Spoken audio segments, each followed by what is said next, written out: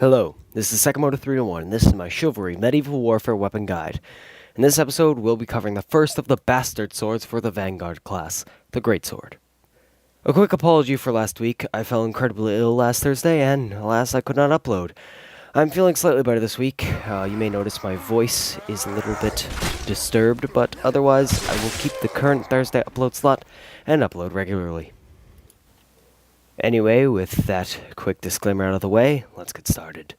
The Greatsword, like many other swords, was developed during the Middle Ages. This time, instead of being used for combat, this weapon was used primarily for dueling and for executions.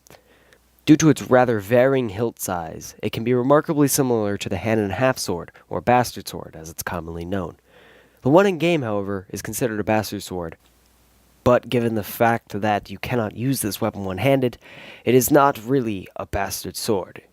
The true variant of the Greatsword is simply a longsword with a longer hilt. The Greatsword was not a common sight on the battlefield, as longer swords were rather unwieldy in shield walls. However, in more one-versus-one combat, where each man was a single unit, the Greatsword did find some use. The LMB attack, or slash attack, will be your primary attack against multiple unshielded opponents, with damage and reach in the middle of between standard attack types. When against an archer, you will do 100 damage to the head with a slash, 80 to the body and 64 to the legs. 2 consecutive LMB strikes are all you need to kill an archer. When put up against the man-at-arms, your slash attack will probably be the most effective, as you will be able to catch them in mid-dodge. Be sure to watch out for teammates, however, as with the longest reach and the widest hit range, you will likely kill more teammates than enemies, unless surrounded by such enemies. A hit to the man-at-arms at the head will do 85 damage. You will do 68 damage to the body and 54 to the legs. Again, only 2 hits will be required to take down both the man-at-arms and the archer. When put up against the Vanguard, your damage begins to slip into the lower numbers. Against the Vanguard, you will do 60 damage to the head, 48 to the torso and arms, and 38 to the legs. Against the Knight, you will again become much less effective. With this weapon, you will now only deal 40 damage to the head, 32 to the body, and 26 to the legs. A maximum of 4 hits may be required to kill a Knight. The overhead attack will help your damage output at a cost of a portion of your range. When put up against archers, you will deal 113 damage to the head, 90 to the body, and 72 to the legs. This is a considerable amount of damage, as one hit to even a slightly armored archer will cut him apart like warm butter. Against the man-at-arms, a similar increase in damage occurs. This time you'll deal 96 to the head, 77 to the arms and torso, and 61 to the legs. This large increase in damage, however, results in the same number of hits required to kill, being 2. The Vanguard holds a peculiar weakness to the overhead attack, having the exact same damage taken as the man-at-arms. Given that the man-at-arms is lightly armored, this is a significant increase in damage.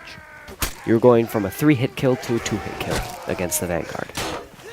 The Knight remains particularly resistive to your overhead attack, taking only 45 damage to the head, 36 to the body, and 29 to the legs. A maximum of 4 hits is still required to kill the Knight.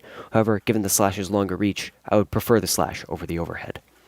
The stab attack is, despite popular belief, not effective against any class using this weapon, dealing 79 damage to the head, 63 damage to the body, and 50 damage to the legs. The same amount of hits is required to kill the archer with the stab than with every other attack type. However, these are all at lower damages, meaning that the other attack types are far more effective.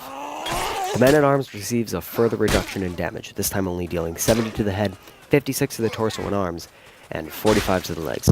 Stab is considerably less effective against the man-at-arms class. The Vanguard holds some weakness to the stab, however, the overhead greatly overshadows this at damage. The stab attack will do 70 damage to the head, 56 to the body, and 45 to the legs. The Knight is remarkably resistive to all attacks with this weapon, with only 45 damage done to the head, 35 to the body, and 28 to the legs. A similar number of hits is required to kill as the overhead and the slash, meaning that the overhead and the slash will ultimately be more effective, as Knights tend to be up in your face. The Vanguard has a special attack group known as the Sprint attack. This ultimately is from you sprinting and attacking, doing the special charge that the Vanguard is able to do once he raises his weapon. This will do considerable amounts of damage, but lacks the ability to be reproduced without starting another sprint or without the stamina available. The sprint attack does swing damage, which does 125 damage to the head of the archer, 100 against the body, and only 80 is done to the legs. This means that a sprint attack yields a great advantage at a one-hit kill capability against the archer. The man-at-arms will take 106 damage to the head, 85 to the torso and arms, and 68 to the legs. The sprint attack is very effective against the man-at-arms as well. The Vanguard, however, has a peculiar resistance to the sprint attack, only taking 75 damage to the head, 60 to the body, and 48 to the legs. When compared to their very effective overhead, this means that the sprint attack doesn't do a lot of damage and isn't as strong as the overhead attack. The Knight is surprisingly weak to this sprint attack, taking 50 damage to the head, 40 to the body, and 30 to the legs. The Knight takes greater damage to the upper body from the sprint attack. The Greatsword is a heavy-hitting, early-game weapon with serious one-hit kill potential against lightly armored opponents.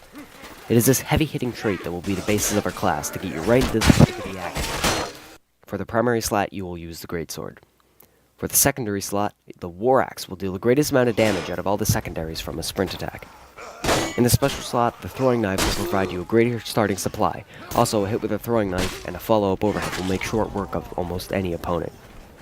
When in the thick of things, don't be afraid to use the LMB. It may be frowned upon, but it can get you kills. Do not spam, however. The LMB will likely kill your teammates and ultimately get you kicked out of the game, which, if you don't know, will happen a lot. With the heavy-hitting Greatsword, your enemies will end up coming home headless.